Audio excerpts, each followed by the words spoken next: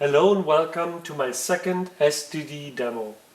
In this demo I'll focus on the eponymous SDD disk and I'll do the SDD interfaces in a later video.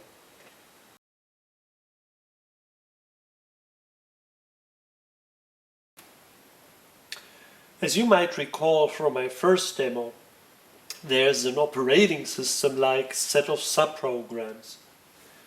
And for this part I'm going to use TI Basic, but I could have used Extended Basic just as well. Probably the most important subprogram is the catalog subprogram, which shows the contents of the working directory. I can also supply a path to catalog to view arbitrary contents. So for example, I can supply SDD, which is the device name, and then say the demo subdirectory. And there it shows that subdirectory. Now the first column shows the file or directory name. The second column is the file size in bytes, or if there's an K or an M, kilobytes or megabytes respectively. The third column shows the file type, and this is not just dis480 and program, but programs are analyzed and then their actual program type is shown here. For example, you see ROM card, GROM card, audio, basic, and so on. And the final column shows the date the file was last changed. Now this is 9080 for all the files because I created them on the PC and then just copied them to the SDD. If the file were created on the TI, you'd see an actual date here. Now, I mentioned already the working directory. The working directory can be viewed as our temporary position on the disk. To change that position, you can use the change directory subprogram, and we can change, for example, into the SDD demo subdirectory. And then, for example, if I just call catalog without any parameters, I'm still showing the demo subdirectory because that is our working directory. And from there I can use a relative path starting with the dot that will just be appended to the working directory. So for example, if I specify RAMs, it will append that to the working directory and just show the contents of the RAMs directory. If you ever wonder where on the disk you are, you can use the print working directory subprogram, which uses a variable to store the value, and then you can print it or use it in your program, and there you see we're in the demo subdirectory. Now let's just review the contents of the demo directory again. We can copy files, so for example we want to copy nim and we just call it nim copy, and then if we view the contents again, you see there's a nim copy now. I can delete that again because we only need one nim program. So now it's gone again. I can use move. So move has actually two purposes. The obvious purpose is to move a file to a different directory. But you can also use it to rename a file. And you can combine those two things. But let's use the nim program and let's rename it to actually nim, yeah, never mind. Let's just rename it to nim2.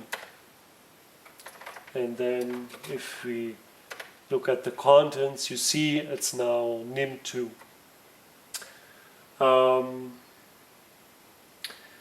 Now, to move it,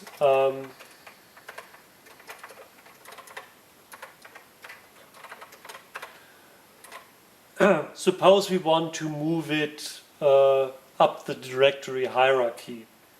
So we could supply just SDD here, or if you wanted to use a relative path,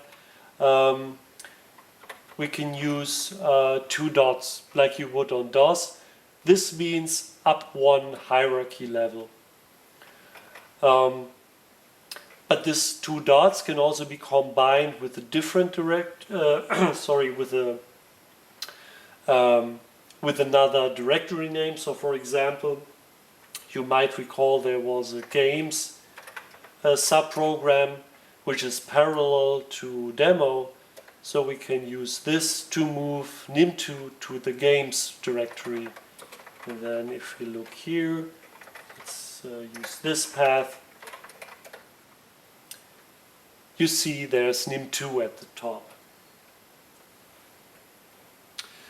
We also could protect the file, but protection is actually not shown here because there isn't really much space on the basic screen here.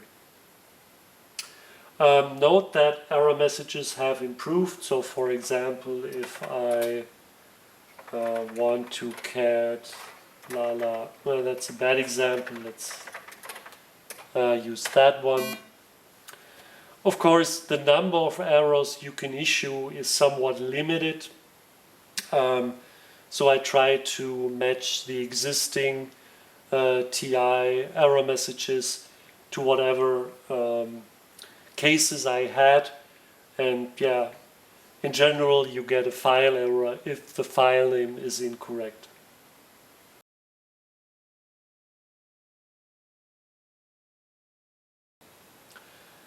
In addition to the subprograms, you can also use the SDM disk manager, which was written specifically for SDD. You can enter SDM from BASIC, but it has also been added to the TI menu. You'll notice there's also an entry for the P-code system.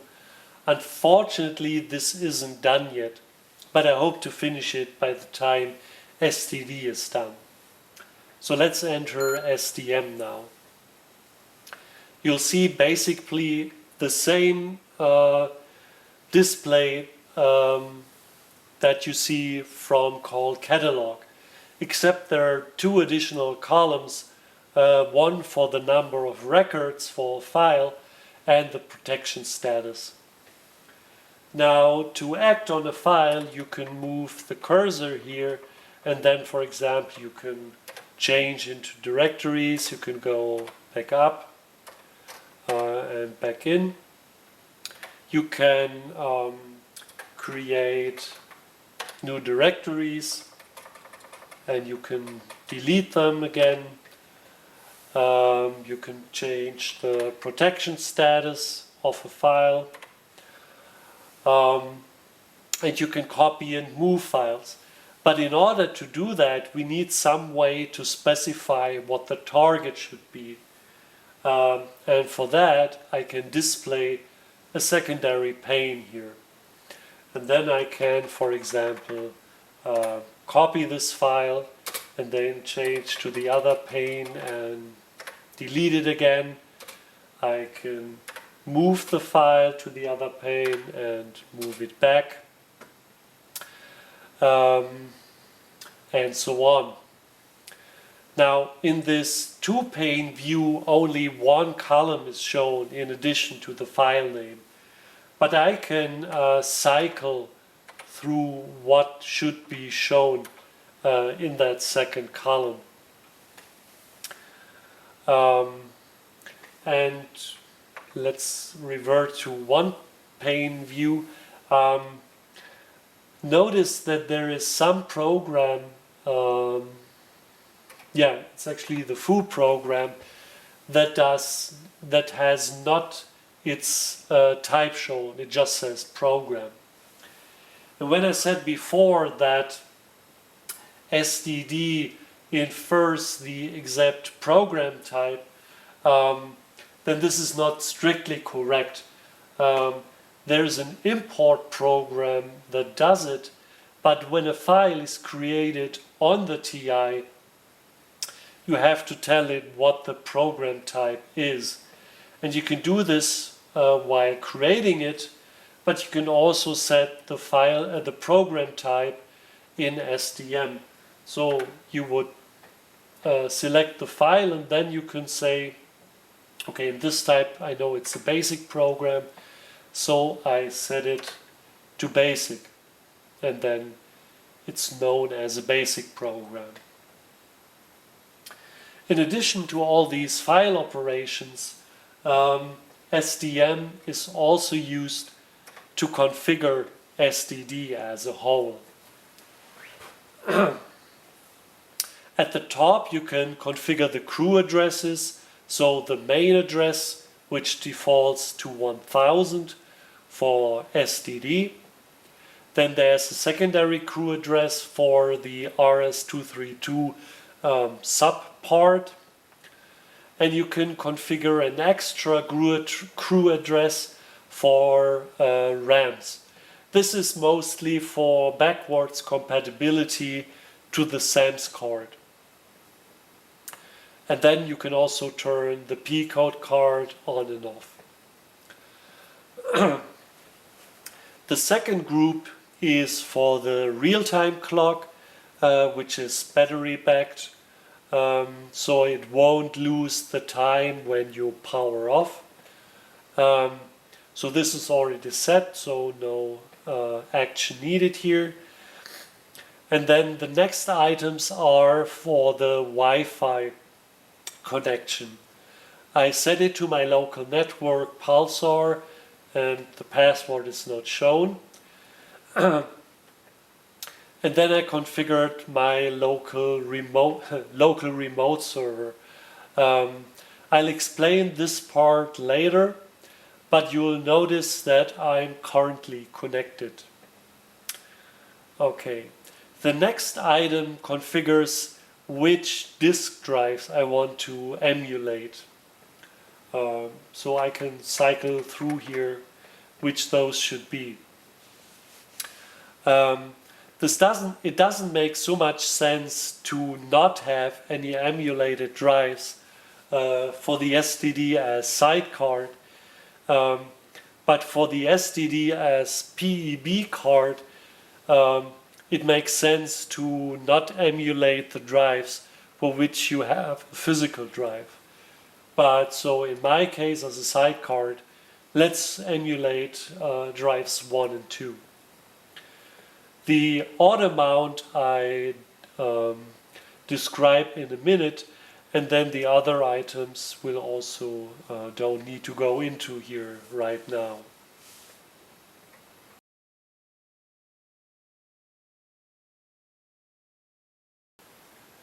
Okay, so for the next part I'm going to return to BASIC. Now, before I come to loading programs, let me just mention that there's also a call date subprogram which takes a string variable, and this will return the current date and time from the real-time clock. And this again can be used in programs as well. Okay, but for the main part of this segment, let's have a look at this games subdirectory. In fact, let me change to it. So inside the games subdirectory, we see basic, extended basic, assembly, and then some other specific directories, for example Rasmus and others. If we have a look at the assembly subprogram, Well, first of all, you notice that the cursor is not shown, and instead we have more at the top. This is because there are too many programs in the directory to show in one screen. So when I hit enter, the next page is shown. But before I do that, notice that we have parsec inside here. So the xload program can be used to load all kinds of programs and also start them. So what I want to do now is I want to load parsec, which was in asm and then parsec g. I've shown this before and I included the type of the program. But since now we already defined this for all the files, or rather the importer inferred this for us, I don't need to include the type. I can do to override, but I don't have to. So instead I'll just say xload and the file name. And there we have parsec.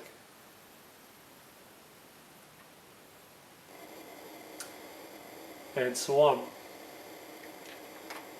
Let me quit to the title. Now again, so that program is now installed in the cartridge space, so that's why you see it here in the title, and also the SDM and the P-code card won't be shown here anymore. Basically because there could be conflicts between the groms of the title and the groms of the program. I don't check whether, so the menu is grom 7, theoretically I could check if grom 7 is used, but then sometimes the title would be shown, sometimes not. I guess this would be too confusing, so that's why I'm not showing it if there's any kind of program image. Okay, so in order to get rid of that, I actually need to power cycle. Maybe there'll be a reset button on the SDD later. And I also might implement some kind of cartridge manager so that you could load multiple cartridge into the menu. But this hasn't been done yet. Okay. Now xload can load ROM cartridges, it can load GROM cartridges, just like parsec. I can, okay, now the current working directory is back to root because I reset my TI. So I have to type the full path now. Actually, sorry, this is a different path. I want to load a RAMS program. RAMS, I already told you, is short for Ralph's SAMS. The SDD features 32 or 64 megabytes of RAM. And just like with the SAMS extension, it uses the same way to page in different pages. But anyway, so I wanted to load this RAM program, but I have to turn off the sound.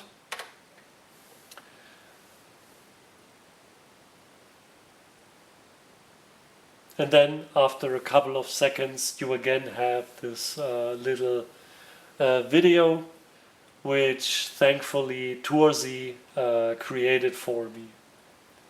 I've shown this before, I'll just let it run for a few seconds again. You may have noticed that the loading time has been decreased from 15 seconds to, I don't know, 5 to 7 seconds. I'll just wait here until you can actually see what this demo is about.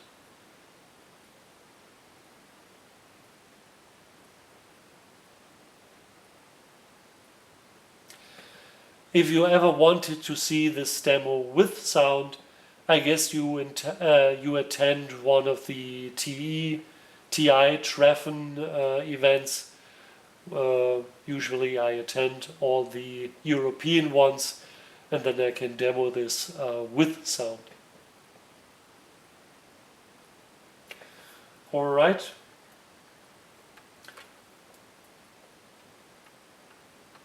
I guess that suffices for now. I can also load files from SDM. So let's go into Games, Assembly, and for example, let's load DigDug, and there you have DigDug.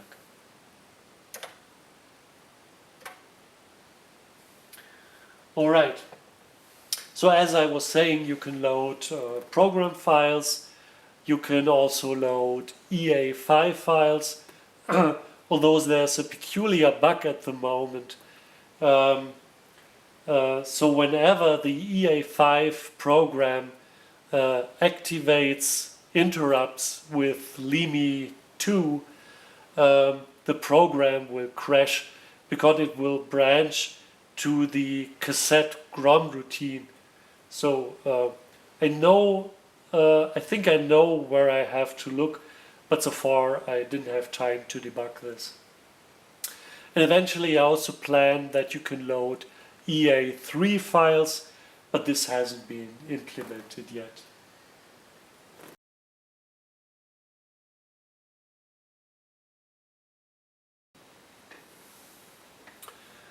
Alright, now let's do something more practical. First of all, you might wonder why my team is so green. Well, that's because my F18A is acting up. Also, the screen shaking. While I think it's a nice retro effect, it's also very annoying. Unfortunately, you have to bear with me now for the rest of the demo. Alright, now first of all, let's go back into BASIC. On the disk is a dev subdirectory, so let's have a look at that. You see 2 extended basics, 2 fourths, and 1 folder called add asm. So let's have a look into that.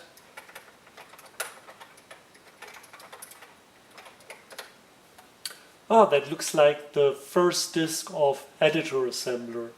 And also on the top you can see that the card image is also there. So let's load that.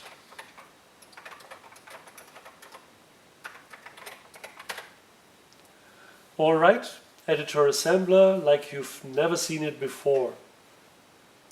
Anyway,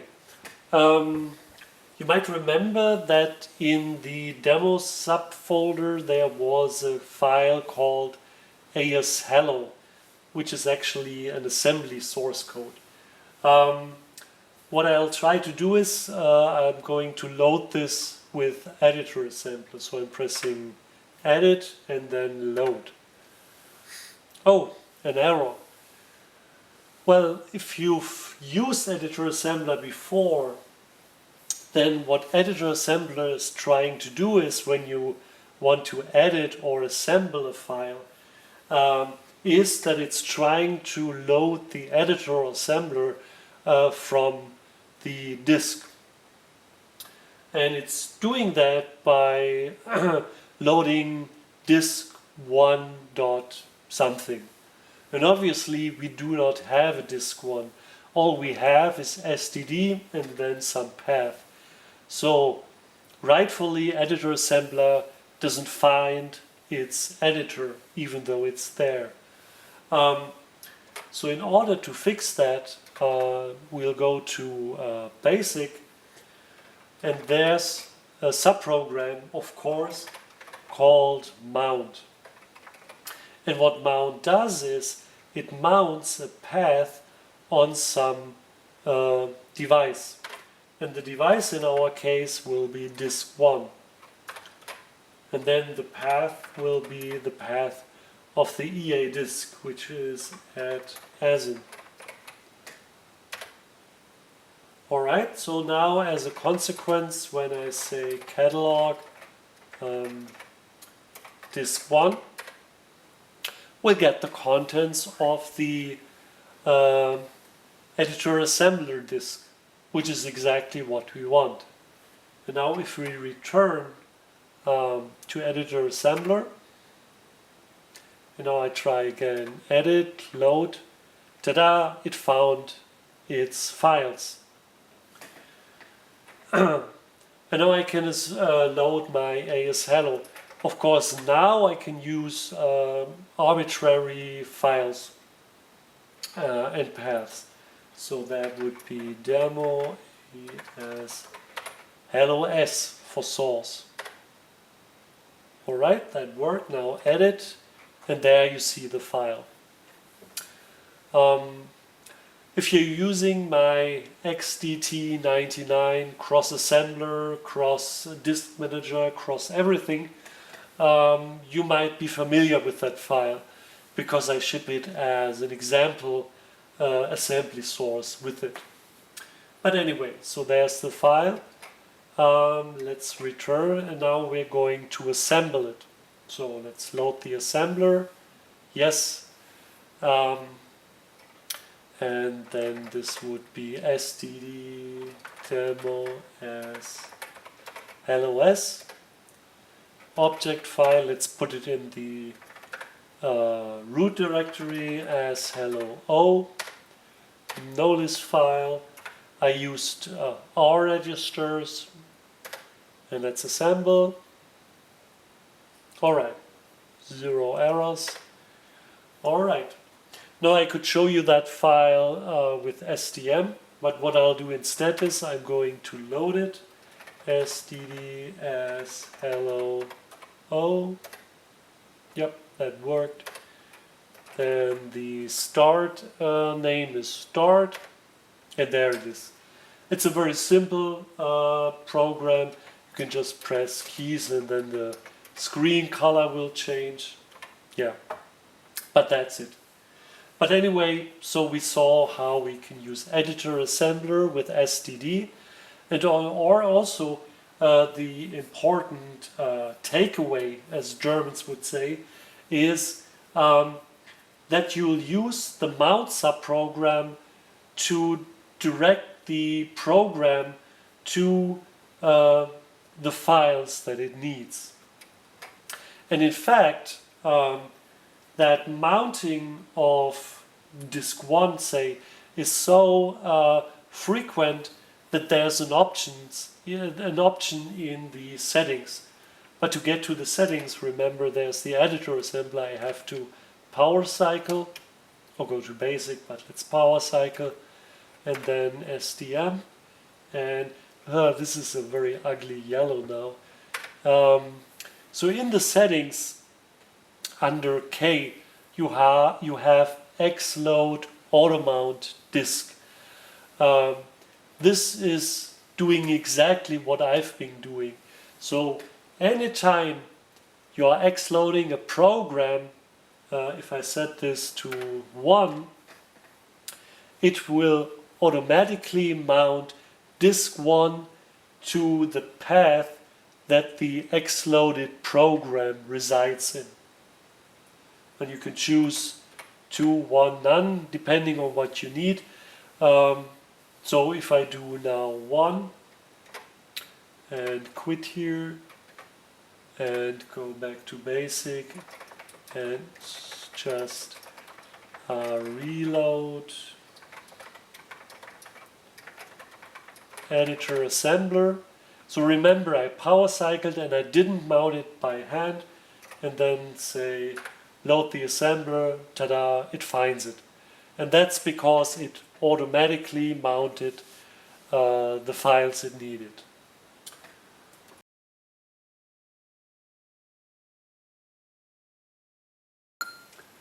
If you heard sound in the 80s, you would think of beeps and crashes. Nowadays, on the other hand, we have some pretty slick soundtracks on the TI, thanks to Terzi, of course. The SDD, on the other hand, has some other tricks up its sleeve. For that, we're switching to basic again, and we change into the audio subdirectory.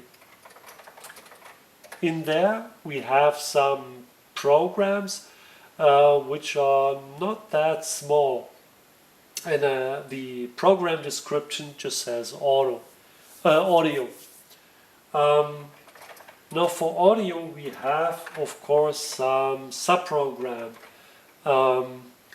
and being on YouTube I cannot play any of the known pieces. Instead I have to settle on royalty-free music. So let's play that.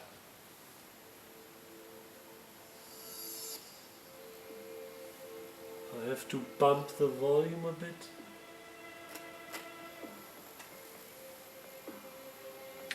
It's pretty soft. I still have to tune the hardware on the PCB a little to make it a little bit louder, but still you can guess what is playing.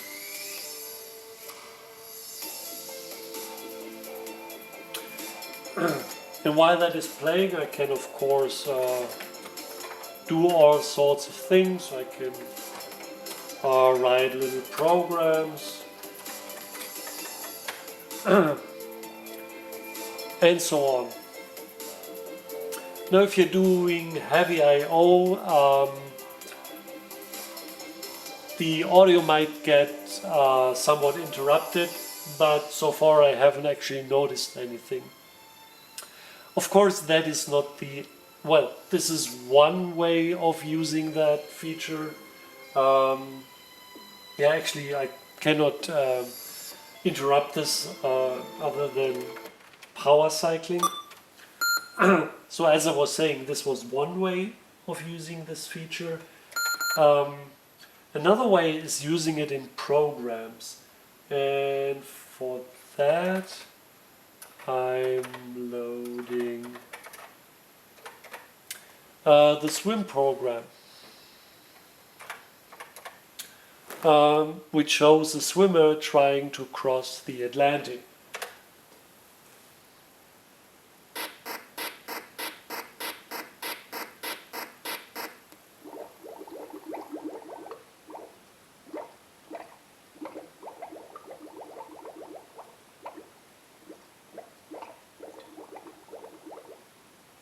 Yeah, alright, sorry for that joke, and thanks to the BBC for the bubbling noises.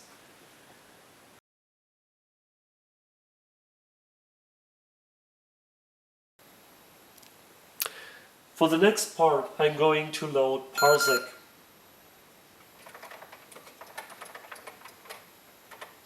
Games as Parsec. Now, theoretically, I could use a physical cartridge as well, but there's still some mystery to that, so I'll be using the X-loaded one. Now I return to BASIC, and I'm going to set a breakpoint to this address, which is equivalent to hex 689A, so it's in the cartridge space.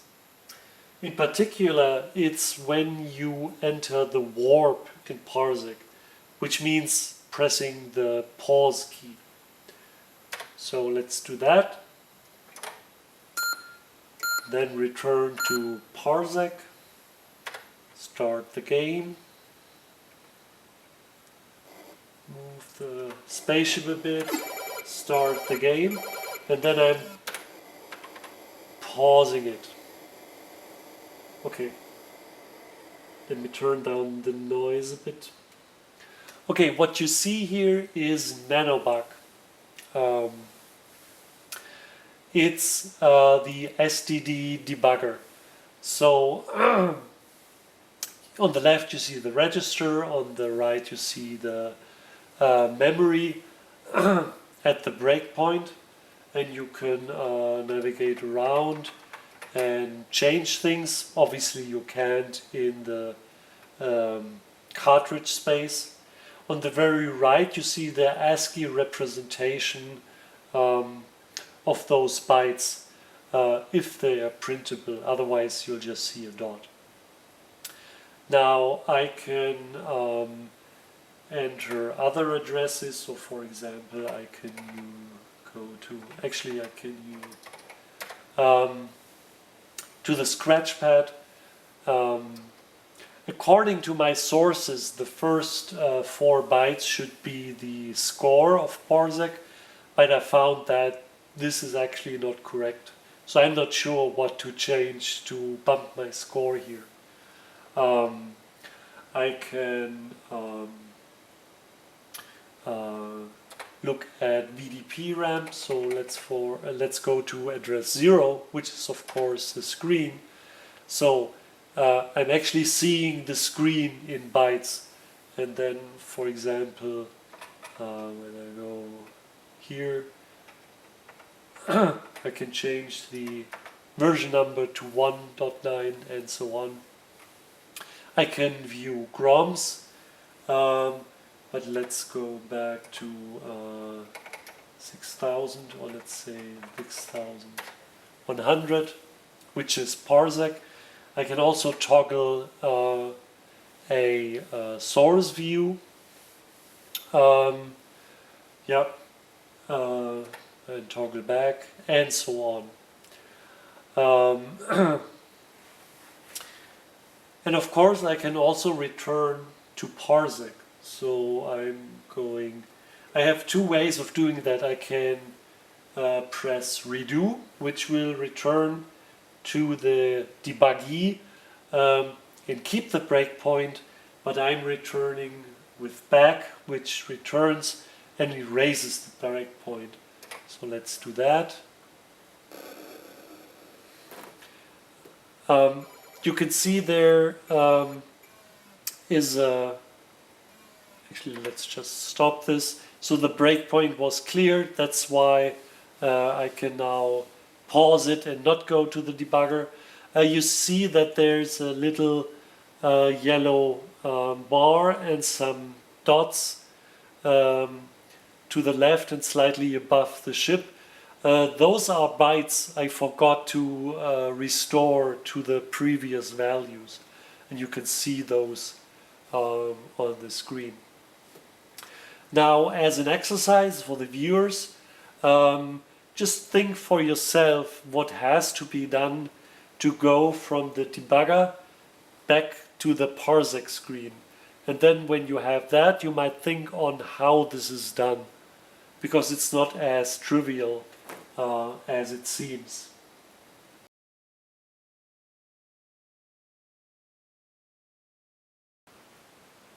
In the last part, I'm going to talk about Wi-Fi. There is one additional device called SDDW. This device represents the server. And by server, I mean any desktop or laptop running a small server program. That program will share the machine's hard disk with the TI, pretty much like the HDX, but with Wi-Fi instead of serial.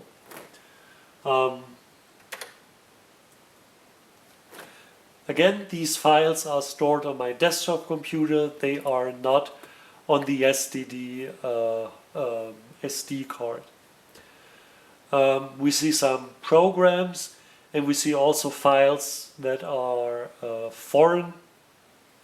Foreign means they do not have the SDD header. So in order to use them on the SDD, I have to import them. I might change this later on, but for now I cannot use them. But there's, for example, the nim program, which we know is a basic program. So I can hold it, which will take a little while. Alright, and let's run it. It's a little game where two players are taking coins, and the one who takes the last coin wins. So by taking 2 coins are already lost. Let's play through this. Okay, and now whatever I do, the computer takes the last coin. Alright.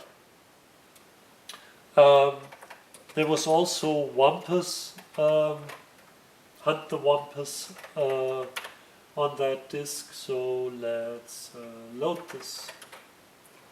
Wampus. And since it was just showing program, but not what kind of program it is, I have to supply the program type, which is 7 for GROM.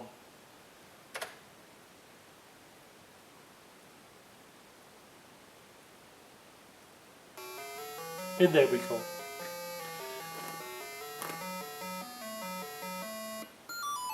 Coincidentally,